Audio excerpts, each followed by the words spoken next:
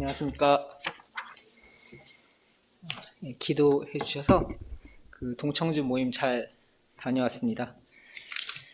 동청주 모임은 제가 그 대전, 저희 회사가 지금 이제 서울 마곡에 있지만 대전에 있을 때 그 대전에서 이제 교회를 찾는 도중에 이제 성도 집회가 있었던 걸 공문을 보게 되고, 그러면서 이제 처음에 참석하였을 때 그때 모임이 이제 청주 중부 교회였습니다. 교회가 허름한 건물 2층에 세를 들어 있었는데요. 그 교회는 굉장히 큰 특징이 있었습니다. 어떤 특징이 있었냐면은 버스가 지나가게 되면은 그 건물 전체가 흔들립니다.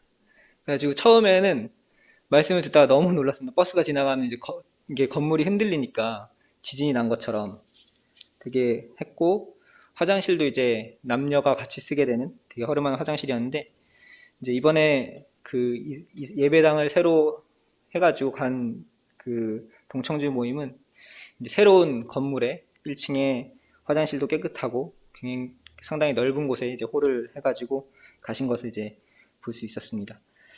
그 시간이 지나면서 이제 청주 중북교회에 한 3년 정도 있었던 것 같아요. 3년 더 되네요. 2008년, 2009년에 처음 가기 시작해서 하영이가 이제 도의되기 전에 15년 10월 정도에 이제 대전 중구로 그때 청거를 했으니까 한 5년 정도 있었던 거, 5년 더 됐네요. 8년, 6, 7년 이렇게 있었던 것 같습니다.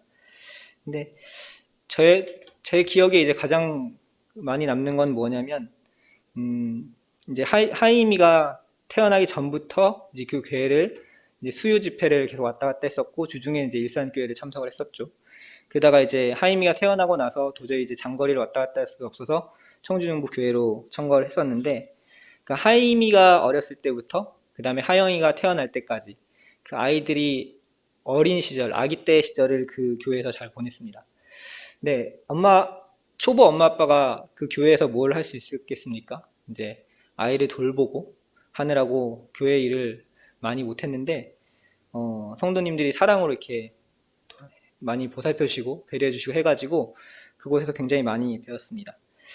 일산교회에서 제가 구원을 받고 또 청년의 시절을 보냈지만, 그 시절 가운데서 이제 은사를 깨닫게 되는 시기가 있었다라고 하면은, 청주중부교회에서는 그 은사를 어떻게 활용할 것인가, 어떻게 이걸 성장시킬 것인가를 많이 배웠던 것 같습니다. 어린 형제였지만 단에 계속 세워서 말씀을 교제할 수 있도록 해주셨고, 또 부족한 말씀이 있으면 또 지적도 해주시고, 또 말씀에 대해서 또 같이 교제도 해주시고, 이런 부분들이 굉장히 저한테는 많이 사랑을 받는 그런 교회였던 것 같습니다. 제가 이번에 교회를 가서 참 느낀 건 뭐냐면, 가서 여전히 계신 성도님들을 보게 될 때, 이제 10년이 이제 15년, 2023년, 이제 온 지 한 8년 이렇게 되고 시간이 많이 지났는데, 또 처음에 갔을 때보다 10년도 많이 지났고요. 하지만 여전히 거기 계신 성도님들을 보게 될 때 너무나 반가웠고, 또 그 그리운 마음이 여전히 있었고, 만나서 교제했던 것이 너무 이제 즐거웠습니다. 근데 이제 어쨌든 근데 우리가 여기도 있고 저기도 있고 할 수 없기 때문에, 또 우리가 모임 내에서 그 주어진 바를 또 하기 위해서는 그 다른 모임에 방문하는 것은 사실 쉬운 일이 아니지 않습니까? 근데 그런 아쉬움을 남겨두고 올라왔는데, 우리가 이렇게 살아가면서 주님께서 우리를 이동시키시고, 또 모임을 때로는 이렇게 옮기게 하시고, 또 성도님들과 교제하고 계시고, 하지만 여전히 그곳에는 그 성도님들이 남아 계시고, 이런 경험들을 바라보게 될 때 주님께서 그런 것들을 보면서 성도의 사랑을 생각하게 되고, 또 우리가 소망을 바라보게 되지 않습니까? 나중에 우리 주님이 오시면 다 같이 함께 있을 그런 소망이 있지 않습니까? 그래서 우리가 보고 듣고 생각하게 한 것을 주님께서는 우리의 삶을 통해 나타내신 걸 볼 수 있고, 오늘은 특별히 이런 서두에 이런 부분을 말씀드린 것은, 이제 베드로가 그 삶을 통해서 이제 그는 주님과 함께한 사도였고, 또 그를 통해서 교회가 세워지고, 또 이제 그가 늙어서는 장로로서 이제 마지막 그 순교당하는 그 삶까지 이제 그가 많은 것들을 경험했던 것들을 이제 말년에 베드로 전서와 후서에 이제 기록을 하는 것을 볼 수 있습니다. 그래서 그가 어떠한 경험을 하면서 또 그러한 경험 가운데 우리 주님을 어떻게 알아갔는지를 오늘 한번 짧게 교제를 드려보려고 합니다. 먼저 마태복음 14장입니다.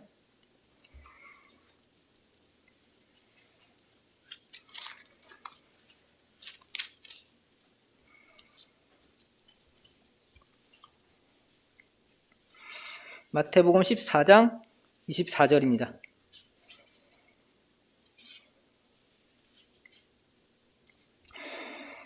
22절부터 읽겠습니다. 14장 22절.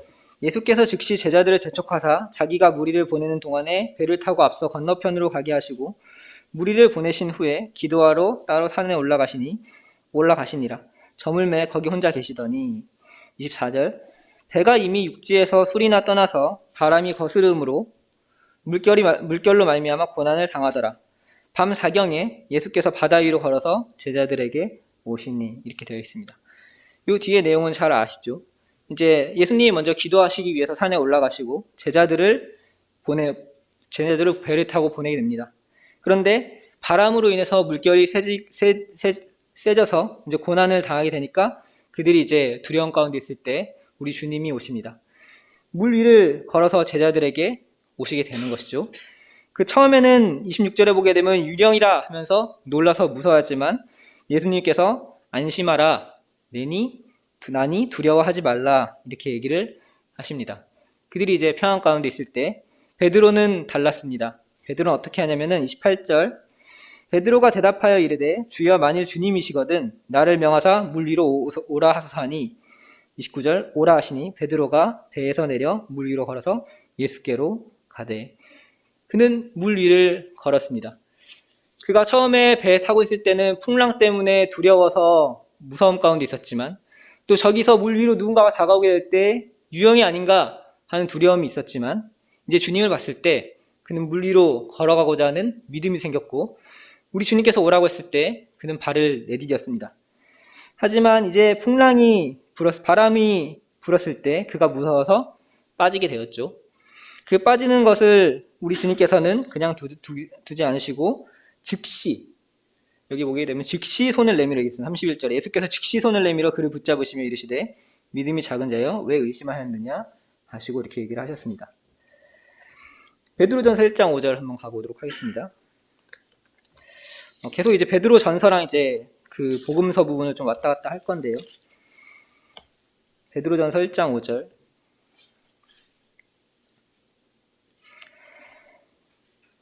너희는 말세에 나타나기로 예비하신 구원을 얻기 위하여 믿음으로 말미암아 하나님의 능력으로 보호하심을 받았느니라. 베드로는 경험을 했죠. 어떤 경험을 했습니까?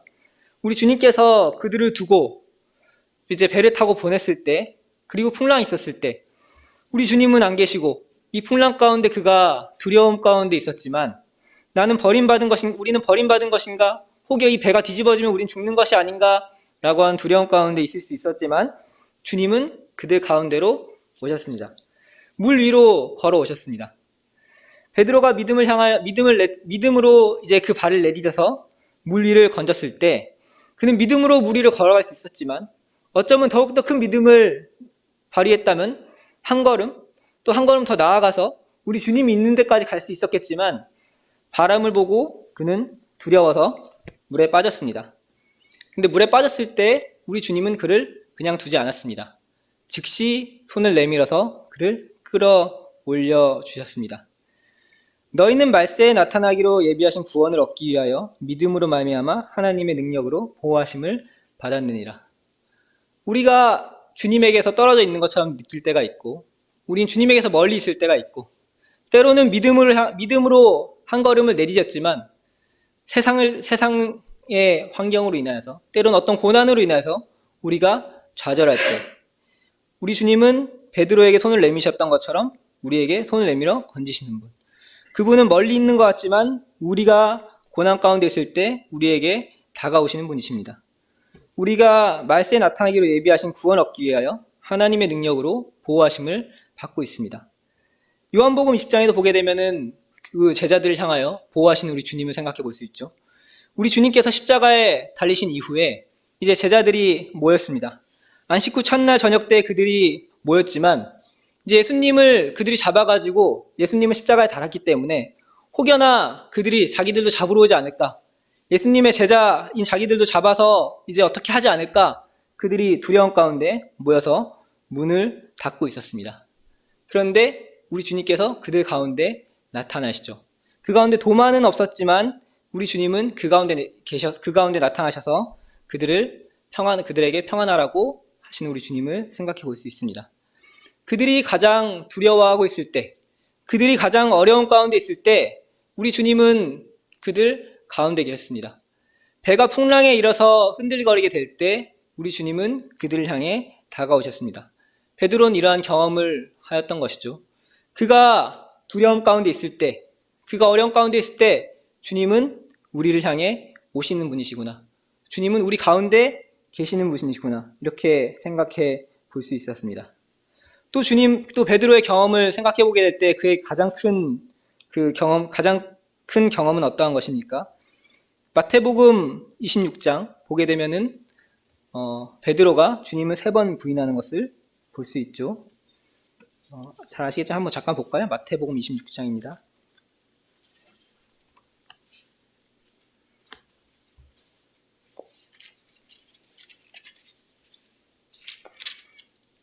마태복음 26장 69절.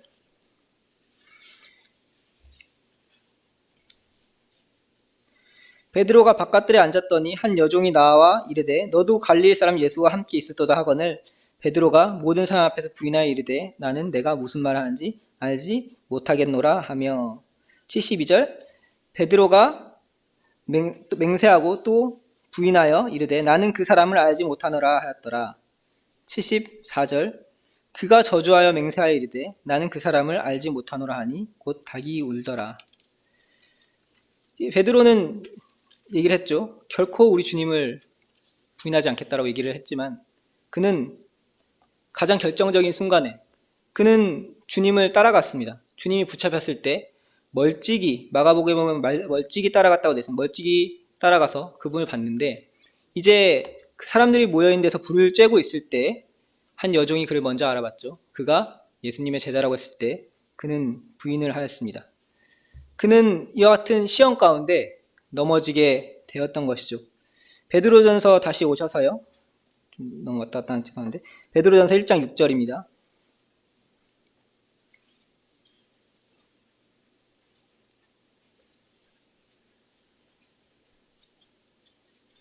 1장 6절. 그러므로 너희가 이제 여러 가지 시험으로 말미암아 잠깐 근심하게 되지 않을 수 없으나 오히려 크게 기뻐한도다. 너희의 믿음의 확실함은 불로 연단하여도 없어질 금보다 더 귀하여 예수 그리스도께서 나타나실 때 칭찬과 영광과 존귀를 얻게 할 것이니라. 베드로는 한번 넘어졌습니다. 사단이 송사하게 될 때 그는 그의 입으로 우리 주님을 배반하지 않으리라고 생각했지만 그는 목숨의 위협이 있었을 때 또 그가 생각하던 것과 다른 일들이 이루어지는 그 상황 가운데서 그는 우리 주님이 이제 이스라엘을 구원할 자라고 생각하였겠지만 주님이 붙잡혀 가시고 채찍질을 당하시고 신문을 받고 하는 그런 것들을 볼 때 그는 맹세하고 저주하여서 우리 주님을 부인하게 됩니다. 그가 시험 가운데 빠졌습니다. 그는 굉장히 실망이 됐겠죠. 그는 다른 누구보다도 주님을 사랑한다고 생각했을 것이고 또 주님이 할 때 무엇보다도 앞장서서 따라갔었던 사람입니다. 그런데 그의 입으로 주님을 부인하였을 때 이제 그는 낭망하여서 요한복음에 보게 되면은 이제 물고기를 잡으러 가게 됩니다. 마치 자신은 난 더 이상 쓰임을 받을 수가 없다.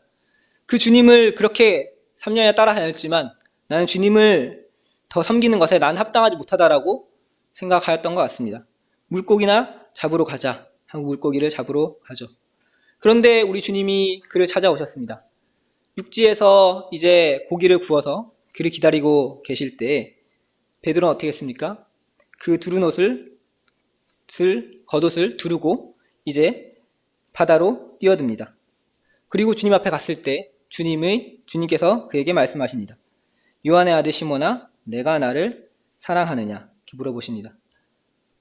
그것을 3번 물어보셨을 때 베드로는 주께서 내가 주를 사랑하는 줄 아시나이다 이렇게 대답합니다. 차마 정말 주님을 사랑합니다. 전 주님을 너무 사랑합니다 이렇게 한 게 아니라 내가 주님을 사랑하는 줄 주께서 아신다라고 대답을 하게 되는 것입니다. 그는 시험을 받았습니다. 시험을 받아 잠깐 근심하는 가운데 그는 이제 주님을 섬길 수 없는, 내가 주님을 차마 섬길 수 없다라고 좌절하고 있을 그런 가운데 부활하신 주님이 그에게 다가오셔서 그를 회복시켜 주십니다. 그의 근심은 잠깐이었습니다. 베드로전서 1장에 보게 되면 너희가 이제 여러 가지 시험으로 말미암아 잠깐 근심하게 되지 않을 수 없으나 오히려 크게 기뻐하는도다. 그리고 우리 주님께서 나타나실 때 칭찬과 영광과 존귀를 얻게 하신다고 하신 것입니다. 그는 비록 시험을 당해 실족했지만 이제 주님께서 그를 다시 일으키시고 그가 칭찬과 영광과 존귀를 얻을 수 있도록 그를 주님께서는 이끌어 가십니다. 사도행전에 보게 되면은 이제 베드로를 통하여서 교회가 세워지고 베드로를 통하여서 이방인들에게 복음이 전해지게 됩니다. 베드로가 그 역할을 해야만 했습니다. 천국 열쇠를 내게 주노니 내가 하늘에서 열면 땅에서도 열릴 것이요. 그에게 천국 열쇠를 허락하시고 그를 통하여서 교회가 시작되게 될 수 있도록 하나님은 계획하셨습니다. 그는 비록 실족하여서 고기를 잡으러 가야겠다라고 얘기를 하고 고기는 잡으러 갔지만 주님이 그에게 다가오셔서 그를 회복하시고 그를 다시 한번 주님의 일을 할 수 있도록 내 양을 치라라고 그에게 말씀을 하십니다. 베드로는 이후에 마가를 통해서 마가복음을 기록하게 하시죠. 베드로는 베드로전서 후반부에 보게 되면은 내 아들 마가라고 표현합니다. 5장 13절에 보게 되면 내 아들 마가라고 이렇게 표현을 하게 됩니다. 그 마가 또한 실망하고 실족하고 넘어질 때가 있었습니다. 어떤 때가 있었습니까? 1차 전도 여행 때 그가 힘들어서 도중에 돌아가게 되죠. 2차 전도 여행의 시작은 어떻게 시작합니까? 다툼으로 시작합니다. 그 마가로 인하여서 같이 동역하던 바울과 그 온유하던 바나바가 둘이 싸움을 통하여서 둘이 갈라서게 됩니다. 그리고 성령님은 사도행전에서는 사도 바울의 모습을 조명하시면서 사도행전을 기록해 나가시죠. 그래서 바울과 바나바가 갈라서게 되고 이제 사도 바울은 마가 요한을 데려가지 말자라고 얘기를 하였고 결국 그 요한을 떨어뜨려 놓고 그 바울을 통하여서 사도행전이 이렇게 쭉 기록되어져 나가게 됩니다. 그런데 바나바는 비록 바나바의 행적이 사도행전에 기록되지는 않았지만 그 뒤에 바나바는 이 마가 요한과 함께 걸어 다니면서 또 그가 비록 실수하였지만 그를 보듬어 안으면서 그와 함께 보내던 시간 가운데 그는 많은 것을 배우고 많이 회복이 되었던 것 같습니다. 마가 요한이 그 뒤에 사도행전에는 기록이 잘 나타나진 않았지만 베드로전서에 보게 됐을 때 베드로의 말년의 삶 가운데 그가 내 아들이라고 칭하였을 때 마가 요한이 베드로를 얼마나 많이 따랐으며 그를 사랑했고 그를 아버지같이 섬겼는지를 생각해 볼 수 있습니다.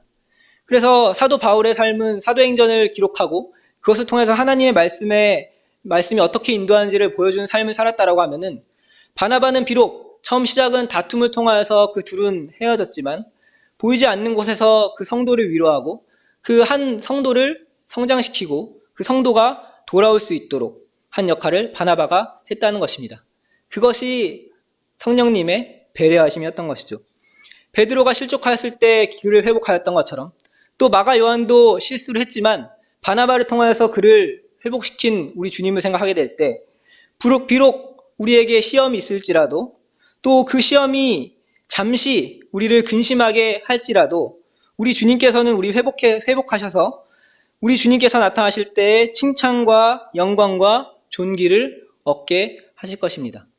우리가 지금 근심과 시험 가운데 있다라고 하면은 이 시간이 잠시 지나간 이후에 우리 주님은 우리를 회복시키시고 우리를 칭찬과 영광과 존귀를 얻을 수 있는 자로서 이끌어갈 우리 주님을 생각해 보게 됩니다. 이러한 주님을 바라보게 될 때 베드로전서 2장 3절에 이렇게 기록을 하고 있습니다. 너희가 주의 인자하심을 맛보았으면 그리하라. 우리 주님의 인자하심은 어떠한 인자하심입니까? 우리는 내가 실수했고 실패하였고 나는 이렇게 무가치한 존재라는 걸 내가 깨달아서 도저히 나는 이런 가치가 없는데, 그러한 우리들에게 우리 주님은 다가오지 않습니까? 우리 주님은 우리와 같은 자들, 왜 나 같은 자를 구원하셨을까? 매번 실패하고 또 매번 잘못된 길로 가고 주어진 그 일을 책임감 있게 하지 못하는 그러한 모습이 있는 나에게 우리 주님께서는 그 모든 것들을 다 보듬어없는 아버지의 모습으로 오셔서 우리를 보듬어 주시지 않습니까? 너희가 주의 인자하심을 맛보았으면 그리하라. 우리는 우리 주님의 인자하심을 맛본 자들입니다. 탕자가 아버지를 떠났을 때 그가 그 아버지 재산의 절반을 날리고 이제 도저히 어떻게 할 수 없어서 그 아버지의 집으로 돌아와서 하인으로 살기를 원하였지만 그 아버지는 그를 어떻게 대우했습니까? 여전히 그를 아들로 대우하고 그를 여전히 기다리고 계셨으며, 그가 멀리서 참 많이 변하였을 텐데도요, 그가 멀리 있을 때에도 그를 바라보고 그를 향하여 뛰쳐나갔던 것이 그 아버지의 사랑이라고 하면은, 베드로가 멀리 떠났지만 그를 뭇에서 기다리시면서 그에게 먹을 것과 뿐만 아니라 그를 회복시키기 위해서 네가 나를 사랑하느냐라고 묻는 우리 주님은 계속해서 우리에게 그와 같은 질문을 하시죠. 네가 나를 사랑하느냐? 이러한 질문은 누구를 위한 질문입니까? 주님이 자신을 사랑한다는 말씀을 듣고 싶어서 하시는 질문이었습니까? 아니죠. 우리 주님의 그러한 물음은 네가 나를 사랑한 그 마음을 다시 한번 불일 듯 일어날 수 있도록 그에게 회복시키기 위하셔서 하신 말씀인 것을 우리는 알 수 있는 것이죠. 너희가 주의 인자하심을 맛보았으면 그리하라, 이렇게 얘기를 하고 계시는 것입니다. 그리고 2장 25절에 이렇게 기록이 되어 있습니다. 너희가 전에는 양과 같이 길을 잃었더니 이제는 너희 영혼의 목자와 감독 되신 이에게 돌아왔느니라. 연약한 가운데 있는 사람이 돌아왔을 수도 있고요, 우리가 구원받았을 때도 우리는 생각해 볼 수 있습니다. 우리의 구원은 어떠한 구원이었습니까? 구원은 우리가 얘기하게 될 때 매우 단순하다라고 얘기를 하게 됩니다. 구원은 쉬운 거다. 모든 사람이 다 구원을 받을 수 있다. 심지어 어린아이서부터 나이든 노인까지 모든 분들이 이 복음의 말씀을 들으면 구원받을 수 있도록 우리 주님이 모든 것을 예비해 놓으셨다라고 얘기를 하지만, 우리가 구원받을 때 그 과정은 얼마나 복잡하고 어려웠습니까? 주님께서는 우리를 품에 안으려고 하지만 마치 그 화가 난 아이가 부모는 이렇게 안아주려고 하지만 바둥거리면서 정말 온갖 때를 쓰면서 안기를 거부하는 그와 같은 모습으로 있었지만, 주님은 인내하셔서 우리를 결국에는 그 품에 안으셨던 것이 우리 주님 아니십니까? 저는 어려서부터 교회에 대해서 별로 좋지 않은 생각을 가지고 있었습니다. 너무 가식적이라고 생각했고 너무 편협하다고 생각했습니다. 저는 정말 제 스스로 돌아보게 될 때 구원받을 만한 기회나 그런 생각이 전혀 없었던 사람이었습니다.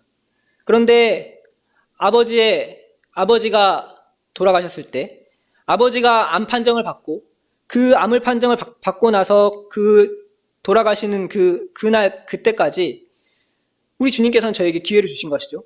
여러 성도님들을 보내주셔서 그 과정을 듣게 하시고, 저는 직접 보지는 못했습니다. 학교를 계속 다녔기 때문에 직접 보지 못했지만 어머니를 통해 듣게 하시고, 그런 것들을 우리에게 알게 하시고, 또 저희 아버지가 구원을 받고 이제 천국에 갈 수 있다라는 이야기를 듣게 되었을 때 그 전에 가지고 있었던 많은 편협했던 생각들, 교회에 가는 부정적인 생각들이 바뀌고 그 복음을 들을 수 있는 그런 배경이 되었었던 것이죠. 구원받기 전에 한인영 선생님이 이렇게 저희 어머니한테 얘기하셨다고 들었습니다. 저 친구는 정말 구원받기 힘들겠네. 너무 생각이 많다고. 정말 구원받기 힘들 거라고 이렇게 얘기를 하셨다고 합니다. 뭐 이렇게 얘기를 하시면은 거기에 대한 자꾸 반대 얘기를 하시고 본인 생각을 자꾸 얘기를 하니까 구원받기 너무 어려울 것 같다고 얘기를 하셨다는 겁니다. 그런데 어느 한순간 복음의 말씀이 들려졌을 때 제가 깨닫게 되고 구원을 받게 되었던 것을 볼 수 있습니다. 주님께서 얼마나 많이 기다렸겠습니까? 정말 하나님이 보시기에 티끌과도 같은 그러한 한 사람이 그 고집 때문에 하나님의 말씀을 듣지 않고 구원받지 않고 그렇게 버티고 있지만 하나님은 여전히 기다리고 계시고 저를 이끌게 하기 위해서 제 주변의 모든 많은 환경과 기회와 시간들을 저에게 허락을 하셨던 것을 기억해 볼 수 있습니다. 제가 여기 계신 성도님들의 모든 구원 간증을 다 외우지는 못합니다.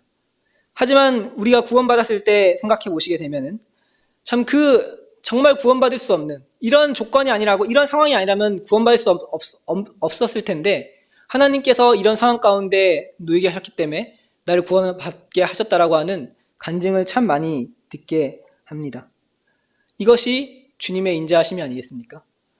우리가 구원받을 때 우리는 주님의 인자하심을 처음으로 맛보게 됩니다.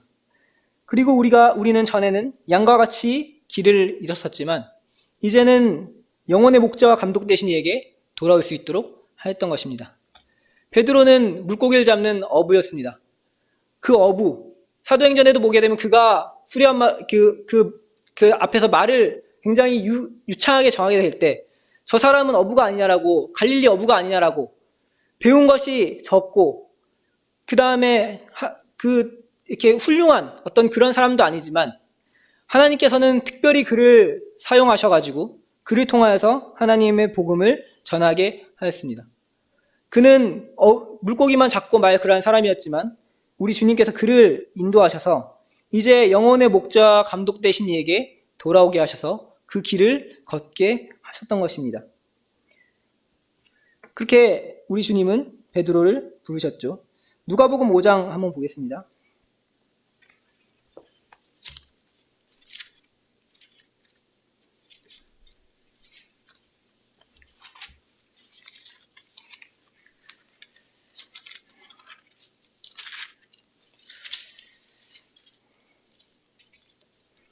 (5장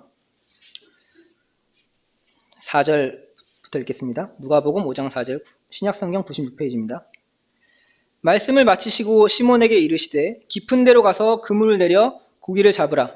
시몬이 대답하여 이르되 선생님 우리들이 밤이 새도록 수고하였으되 잡은 것이 없지만은 말씀에 의지하여 내가 그물을 내리리이다 하고 밤새도록 그는 수고하였습니다. 이제 물고기 잡는 것을 마치고 그물을 싣고 있었는데 우리 주님이 오셨습니다. 그리고 그에게 말씀하시죠. 깊은 데로 가서 그물을 내려 고기를 잡으라. 물고기 잡는데 베테랑인 어부였던 그도 잡지 못하였었던 그 일 가운데 이제 주님이 말씀하실 때 그는 순종하였고 그 가운데 이제 우리 주님께서 베풀어 주신 이적을 보았습니다. 깊은 곳에 그물을 내렸었더니 그물이 찢어질 만큼 물고기가 많이 잡히게 됐고 두 배에 채우고 그 배가 잠길 만큼 채워지게 됐습니다. 베드로가 이걸 보고 이제 고백을 합니다. 8절입니다. 시몬 베드로가 이를 보고 예수의 무릎 앞에 엎드려 이르되 주여 나를 떠나소서 나는 죄인이로소이다. 베드로는 우리 주님의 이적을 많이 그 눈으로 직접 목격을 하였습니다. 그가 처음에 우리 주님을 따르게 될 때도 주님께서 그에게 보여주신 그 물고기를 잡는 그 능력을 보여줬을 때 이분은 선지자구나 또는 메시아구나라고 생각을 하였던 것 같습니다. 그래서 주여 나를 떠나서 나는 죄인으로소이다. 그 앞에 도무지 설 수 없기 때문에 그 이적을 보고 우리 주님 앞에 엎드리게 되고 이제 나를 따르라고 했을 때 11절에 보게 되면 그들이 배들을 육지에 대고 모든 것을 버려두고 예수를 따랐습니다. 그는 주님의 이적을 보고 우리 주님을 따르고 주님과 함께 걸어갔습니다. 마태복음 14장에 보게 되면은 오병이어의 이적이 있습니다. 그 마찬가지 베드로는 이것을 눈으로 직접 목격을 하였습니다. 마태복음 17장에는 변화산의 기적이 있습니다. 예수님이 변화된 모습을 그 눈으로 직접 보고 이는 내 사랑하는 아들이라고 하는 하나님의 음성을 그 귀로 들었습니다. 그리고 우리 주님께서 붙잡혔을 때도 그는 제자들은 멀리 다 도망갔지만 그는 그 눈으로 우리 주님을 확인해야 했습니다. 정말 주님께서 잡혀가는 것이 맞은 것인가?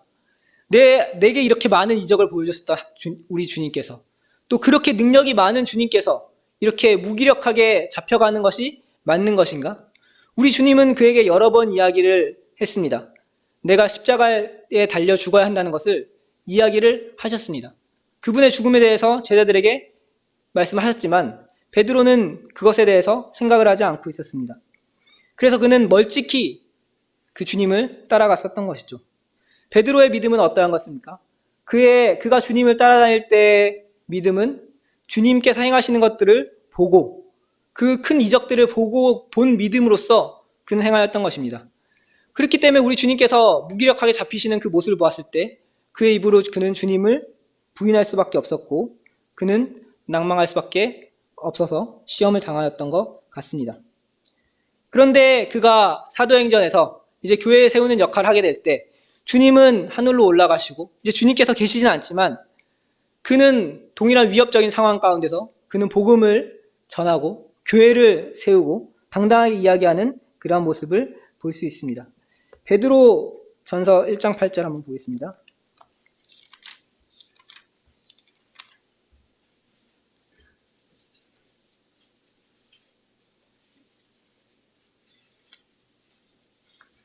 베드로전서 1장 8절 예수를 너희가 보지 못하였으나 사랑하는도다. 이제도 보지 못하나 믿고 말할 수 없는 영광스러운 즐거움으로 기뻐하니 믿음의 결국 곧 영혼의 구원을 받음이라. 예수를 너희가 보지 못하였으나 사랑하는도다. 이렇게 기록을 하고 있습니다. 그는 주님을 너무나 사랑하였습니다. 그가 있을 때 그는 주님과 함께 있었고 항상 그의 눈앞에는 우리 주님이 있었습니다. 그의 눈으로 보는 것으로 그 눈으로 보는 우리 주님을 믿고 따라갔던 것이었습니다. 그런데 그가 시간이 지나서 나이가 들었을 때 수많은 사람들이 그 주님이 없던 시절 가운데 있었던 사람들이 구원을 받고 주님을 사랑하는 모습을 보았을 때 이제 그는 깨달을 수 있었습니다. 예수를 보지는 못하였지만 그들이 진짜로 주님을 사랑하는구나. 그리고 그 사랑이 정말 값진 것인 거구나. 그는 생각할 수 있었을 것 같습니다. 이제 도마가 아까 제자들이 모여있는 자리에 도마가 없었죠. 근데 이제 도마가 있을 때 다시 우리 주님께서 나타나서 그 손바닥에 못자국을 보여주시게 됩니다. 그제서야 도마가 이제 주님인 것을 믿게 되죠. 그리고 우리 주님은 이렇게 말씀을 하십니다. 네가 본고로 믿느냐? 보지 않고 믿는 자가 더 복되다라고 말씀을 하십니다. 베드로도 그 자리에서 그 얘기를 들었겠죠. 그는 보는 것으로서 내가 눈으로 보는 것을 믿는 그것이 확실하다고 생각하였지만 우리 주님께서 나타내 주시는 그 역사와 그 모든 것들은 눈으로 보지 않고 믿는 것이 더 복되다라고 이야기를 하고 있는 것입니다. 우리는 여기에 속해져 있는 사람입니다. 예수를 너희가 보지 못하였으나 사랑한도다. 베드로의 사랑은 눈으로 본 것을 통하여서 나타내는 사랑이었지만 이제 더 아름다운 사랑은 우리가 예수를 보지 못하였으나 우리는 주님을 사랑하고 있다는 것입니다. 성도님들 어떠십니까? 지금 주님을 사랑하고 계십니까? 우리 주님은 눈으로 보지는 못합니다. 그 사도 요한은 우리 주님의 그 가슴에 이렇게 안겨 있었었죠. 주님의 제자들은 주님께서 친히 그들의 발을 만지면서 씻겨 주셨습니다. 베드로는 엄청난 것을 많이 보았습니다. 그런데 그것보다 우리에게 더 확실한 말씀이 있습니다. 베드로전서 1장 23절 너희가 거듭난 것은 썩어질 씨로 된 것이 아니요 썩지 아니할 씨로 된 것이니 살아있고 항상 있는 하나님의 말씀으로 되었느니라. 그들은 눈으로 보고 있는 것을 믿었지만 이제 우리는 비록 주님을 보지 못하였지만 우리에게 완성된 성경을 통하여서 우리는 주님께서 그분의 인격을 어떻게 나타나셨는지를 하나님의 말씀을 통해 배우게 됩니다. 또 이와 같은 완성된 성경은 우리에게 있어서 우리 주님께서 무엇을 하기를 원하시는지 우리의 삶 가운데 인도해 주시는 것을 우리는 볼 수 있습니다. 베드로서 1장 19절입니다.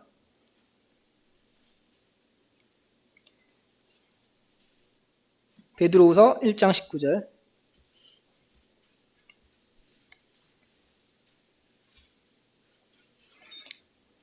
또 우리에게는 더 확실한 예언이 있어 어두운 데 비친 등불과 같으니 날이 새어 샛별이 너희 마음에 떠오르기까지 너희가 이것을 주의하는 것이 옳으니라. 여기서 우리에게는 더 확실한 예언이 있다라고 베드로는 이야기를 하고 있습니다. 무엇보다 더 확실한 예언이 있습니까? 그 앞에 내용에 보게 되면은 그가 자신의 경험을 이야기를 합니다. 어떤 경험을 얘기하냐면은 그분의 크신 위엄을 친히 보았다는 것입니다. 그 변화산에서 내 사랑하는 아들이요 내 기뻐하는 자라고 한 이야기를 다 들었다는 것입니다. 엄청난 일이죠. 하나님의 음성을 직접 듣고 우리 주님의 변화된 모습을 직접 그 눈으로 보고 그 엄청난 것을 보았지만 그는 그것을 보았음에도 불구하고 우리 주님을 부인하는 실패 가운데 넘어졌습니다. 그런데 그것보다 더 확실한 예언이 우리에게 있다라고 얘기하고 있는데 그 확실한 예언은 이 하나님의 말씀으로서 우리를 주의토록 하게 하는, 우리를 거룩하게 해주시는 그 말씀인 것을 사도 베드로는 이야기를 하고 있습니다. 그래서 이 말씀을 통해서 우리는 주님을 알게 되었고 우리는 더 큰 확신을 얻게 되었습니다. 그리고 이렇게 이야기를 합니다. 다시 베드로전서 1장 8절 보시면 예수를 너희가 보지 못하였으나 사랑하는도다. 이제도 보지 못하나 믿고 말할 수 없는 영광스러운 즐거움으로 기뻐하니. 주님은 이제 우리 눈으로는 보지는 못합니다. 그런데 우리 주님께서 말씀하셨죠. 두세 사람이 내 이름으로 모인 중에 나도 그들 중에 있느니라. 두세 사람이 내 이름으로 모인 곳에, 그것은 모였다라는 것은 우리가 그냥 모여있는 그곳에 있는 곳이 아니라 두세 사람이 내 이름으로 모여진 곳에 주님의 그 허락하신 가운데 모여져 있는 이 교회 가운데서 우리 주님께서 계신다는 것입니다. 마치 그들이 배를 타고 떠나갔지만 풍랑을 만나서 그들이 주님이 없는 것처럼 느껴졌지만 주님이 그들에게 오셨던 것처럼, 또 그들이 두려움 가운데 떨고 있었지만 주님이 그들 가운데 있었던 것처럼 우리 주님은 여기에 계시겠다고 약속을 하시고 우리 눈으로 보지는 못하지만 우리는 그와 같은 약속의 말씀에 의지해서 우리 주님이 여기에 계시다는 것을 알고 있습니다. 우리가 그것을 알고 깨달았을 때 무엇을 알게 됩니까? 영광스러움으로, 말할 수 없는 영광스러운 즐거움으로 기뻐한다로 되어 있습니다. 우리가 주님을 사랑한다라고 한다면, 그 사랑하는 주님이 우리와 함께하고 계신다는 것을 안다면, 또 그분의 말씀을 듣게 될 때, 또 그분 앞에 우리가 필요한 것들을 간구하게 될 때, 또 그분 앞에 경배를 드리게 될 때 우리 마음 가운데는 기뻐함이 있는 것입니다. 근데 그런 것이 없다면 마치 에베소 교회가 계시록에서 책망을 받았던 것처럼 처음 사랑을 버린 것 같은 그러한 사람이 될 수 있겠죠. 그렇게 됐고요. 그리고 베드로는 무엇보다도 그의 경험 가운데 많은 시험을 당하였습니다.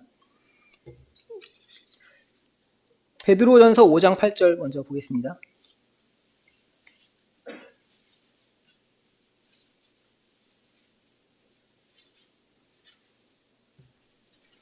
(5장 8절) 근신하라 깨어라 너희 대적 마귀가 우는 사자와 같이 두루 삼키며 삼킬 자를 찾나니. 이렇게 기록을 하고 있습니다. 너희 대적 마귀를 조심하라라고 이야기를 하고 있는 것입니다. 근신하라 깨어라 너희 대적 마귀가 우는 사자와 같이 두루 삼킬 자를 찾나니. 베드로는 이것을 많이 경험을 했었죠. 그가 처음으로 이것을 경험했었던 때는 언제였습니까? 마태복음 16장에 보게 되면은 우리 베드로가 이렇게 고백을 합니다. 주는 그리스도시요 살아계신 하나님의 아들이시니이다. 이렇게 고백을 합니다. 한번 볼까요? 이 부분 잠깐 보고 가겠습니다. 마태복음 16장입니다.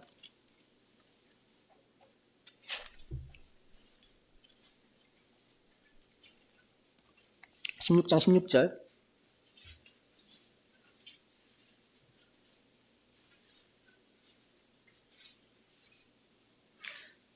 신약성경 27페이지입니다. 마태복음 16장 16절. 시몬 베드로가 대답하여 이르되 주는 그리스도시요 살아계신 하나님의 아들이시니이다. 17절.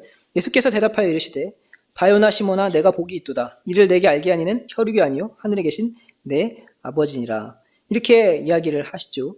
그리고 나서 어떤 일이 있습니까? 21절. 이때부터 예수 그리스도께서 자기가 예루살렘에 올라가 장로들과 대제사장들과 서기관들에게 많은 고난을 받고 죽임을 당하고 제3일에 살아나야 할 것을 제자들에게 비로소 나타내시니. 22절. 베드로가 예수를 붙들고 항변하여 이르되 주여 그리 마옵소서. 이 일이 결코 죽게 미치지 아니하리라. 23절. 예수께서 돌이키시며 베드로에게 이르시되 사탄아 내 뒤로 물러가라. 너는 나를 넘어지게 하는 자로다. 내가 하나님의 일을 생각하지 아니하고 도리어 사람의 일을 생각하는도다 하시고. 마태복음 16장 16절은 베드로의 위대한 고백입니다.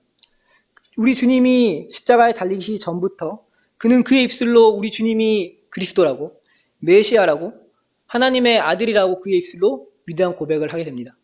그런데 그와 같은 위대한 고백을 한 그때, 바로 그 직후에 사단이 그에게 틈타서 그 베드로의 입술로 이제 우리 주님은 본인께서 하셔야 될 일을 십자가에서 그 일을 이루셔야 되는데 베드로가 예수님을 붙들고 항변합니다. 주여 그리 마옵소서 이 일이 주께 미치지 아니하리이다. 하지만 이와 같은 시기에 사단이 그에게 온 것입니다. 아까 베드로전서 5장을 보셨지만 사탄이 너희 대적 마귀가 우는 사자와 같이 두루 삼킬 자를 찾는 것입니다. 그가 가장 위대한 고백을 한 그때에 사탄이 그에게 들어가 예수님을 어떻게 하면 넘어뜨릴 수 있을까? 베드로를 어떻게 하면 넘어뜨릴 수 있을까? 이렇게 가서 역사를 하는 것입니다. 그리고 마태복음 26장에도 그가 이렇게 얘기를 하게 되죠. 베드로가 대답하여 이르되 모두 주를 버릴지라도 나는 결코 버리지 않겠나이다. 그는 사람으로서 확신할 수 없는 그 일을 그의 입술로 담았습니다. 그리고 나서 이제 주님께서 기도를 하실 때 26장 마태복음 26장입니다.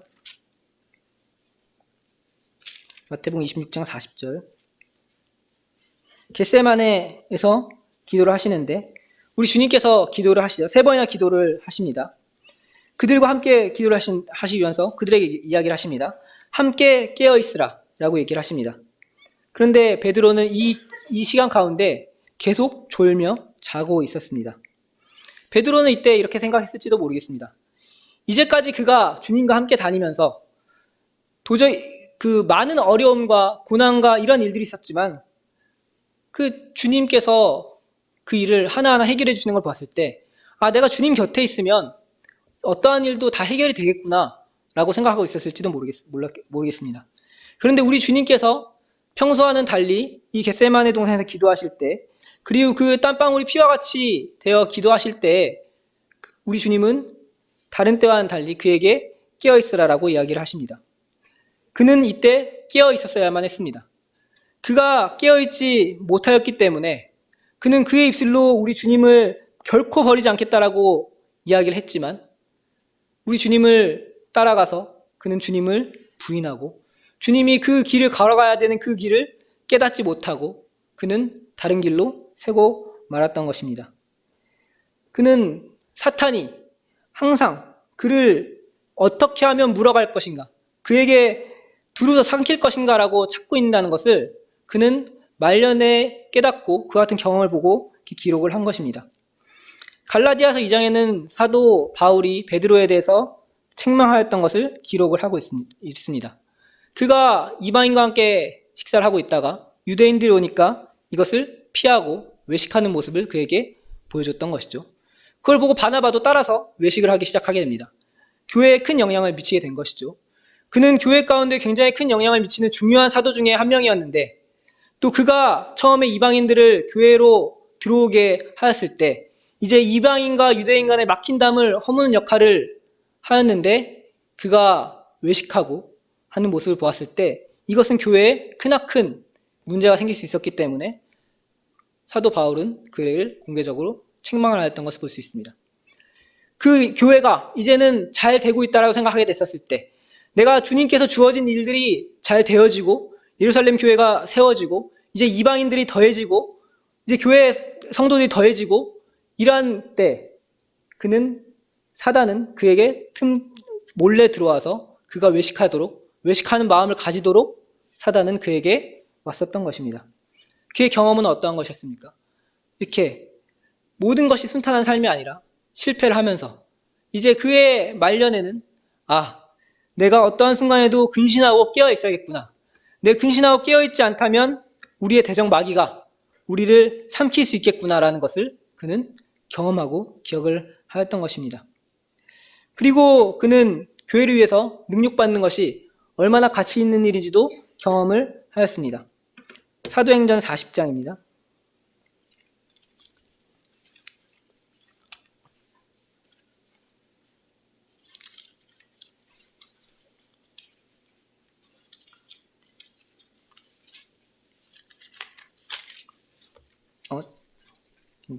사도행전 5장입니다. 죄송합니다. 잘못 말씀드렸네.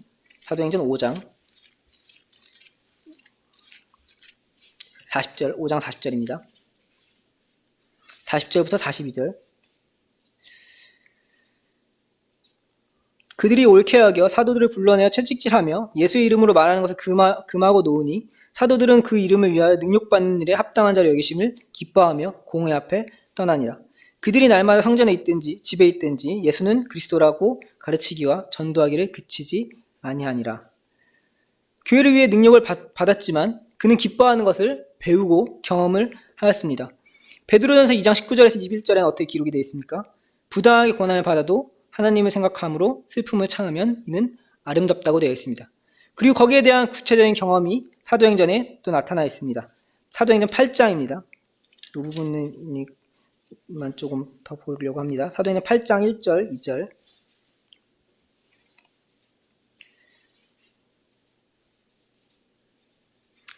사울은 그가 죽임당할 마땅히 여기더라. 그날에 예루살렘에 있는 교회에 큰 박해가 있어 사도 외에는 다 유다와 사마리아와 모든 땅을 흩어지니라. 경건한 사람들이 스데반을 장사하고 위하여 크게 울더라. 7장에 어떤 일이 있었냐면 스데반이 돌에 맞아서 죽는 일이 일어나게 됩니다. 사울은 이제 나중에 사도 바울이 되는 사울은 이것을 보고 죽음을 마땅히 여겼습니다. 그리고 그 스데반은 아름다운 믿음을 보여주고 아름다운 순교하는 모습을 보여줬지만 이 일을 계기를 통하여서 예루살렘에 있는 교회가 더욱더 핍박을 받게 됩니다. 너무 큰 핍박 때문에 이제 그들이 예루살렘에 있을 수 없어서 다 유대와 사마리아와 모든 땅으로 흩어지게 됩니다. 스데반은 그 아름다운 믿음을 나타냈는데 또 그리스도인들은 이를 위하여서 그를 사랑하는 성도가 죽었는데 여기에 더하여 핍박까지 이루어지는 이 일을 보게 됐을 때 왜 우리에게 이런 일이 일어나는 것인가? 왜 우리에게 이와 같은 어려운 일이 일어나신 것인가? 고민하고 괴로워할 수 있었을 것입니다. 그런데 사도행전 11장에 우리 이미 많은 시간이 지난 우리들은 거기에 대한 답을 알고 있죠. 19절입니다. 사도행전 11장 19절.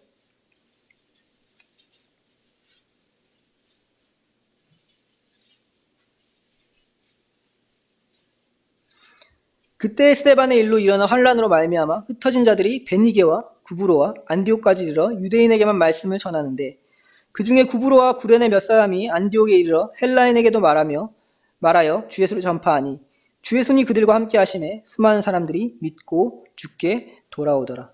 26절. 만남에 안디옥에서 애 데리고 와서 둘이 교회에 1년간 모여있어 큰 무리를 가르쳤고 제자들이 안디옥에서 비로소 그리스도인이라 일컬음을 받게 되었더라. 어떤 일이 일어나니까? 그 당시는 이해할 수가 없었겠죠. 경건한 집사가 죽었습니다. 그리고 그 일이 촉발되어서 예루살렘 교회가 핍박을 받았습니다. 그 교회가 평안하면 얼마나 좋겠습니까? 그들이 너무나 이제 많은 성도들이 이렇게 더해져가지고 예루살렘에서 서로 즐겁게 교제하고 마치 거기는 천국 같지 않겠습니까? 구원받은 성도들이 거기만 있는데 같이 교제하고 즐겁고.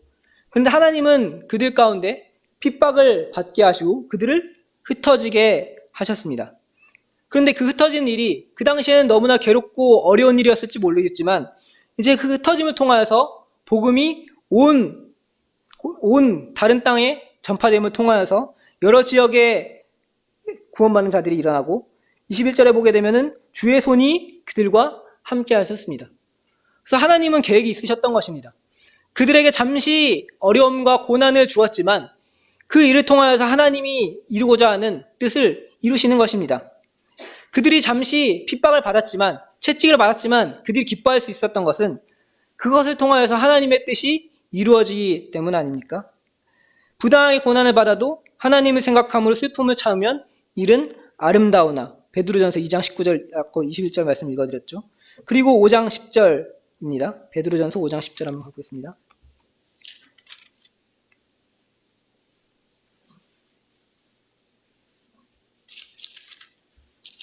(5장 10절) 모든 은혜의 하나님 곧 그리스도 안에서 너희를 부르사 자기의 영원한 영광에 들어가게 하시니가 잠깐 고난을 당한 너희를 친히 온전하게 하시며 굳건하게 하시며 강하게 하시며 털을 견고케 하시리라. 하나님께서는 계획과 생각이 있으십니다. 그리고 그 계획 가운데서 우리를 사용하십니다. 그리고 그 일은 어쩌면 예루살렘 교회가 받았던 것처럼 잠깐 고난을 당할 수도 있을 것입니다. 그런데 그 고난은 우리로 하여금 우리를 온전케 하고 굳건하게 하고 강하게 하고 우리의 털을 더 견고하게 할 것입니다. 우리가 부당하게 고난을 받는다고 생각하지만 하나님을 생각함으로 이 슬픔을 참으면은 하나님께서는 이를 아름답다고 하시고 하나님께서 영광을 받으십니다.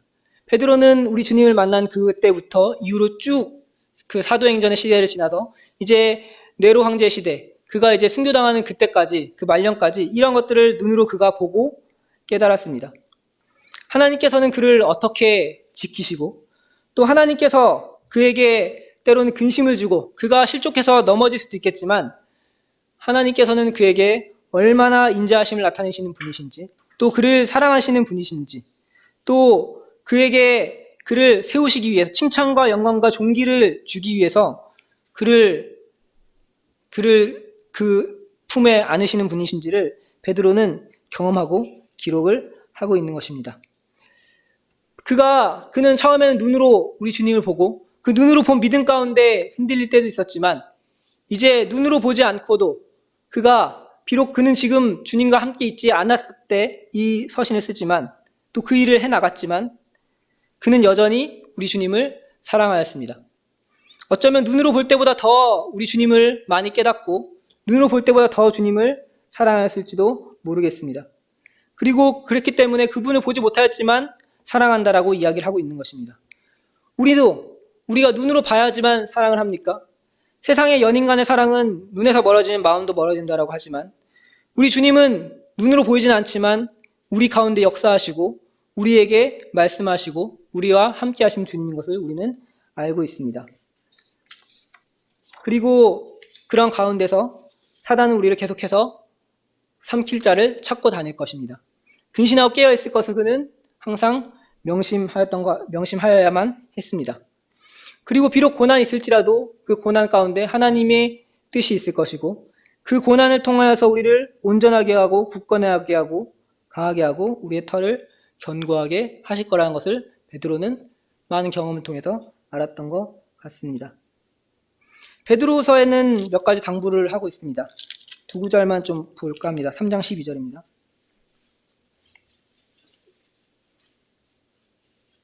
베드로서 3장 12절.